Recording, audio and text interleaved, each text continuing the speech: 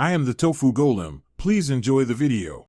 In this video, I will explain how to use your school ID for Roblox. To begin, understand that a school ID can serve as a form of identity verification, primarily for confirming your age on the platform. This process is crucial for accessing certain features, like voice chat and age-restricted experiences.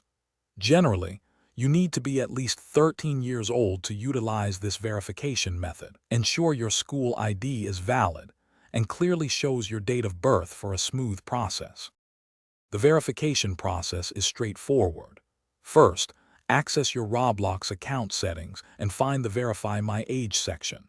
You'll need your physical school ID ready. The system will guide you to use your device's camera to scan both sides of your ID. After that, you'll perform a quick facial scan to confirm you are a real person. This entire process usually takes only a couple of minutes to complete. Your privacy is a top priority during this process. Roblox only extracts necessary information, like your date of birth, to confirm your age. Importantly, images of your school ID and your facial scan data are not stored by Roblox. A secure, third-party service handles the verification, ensuring your personal information is protected through advanced encryption and strict data handling protocols. You maintain control over your data.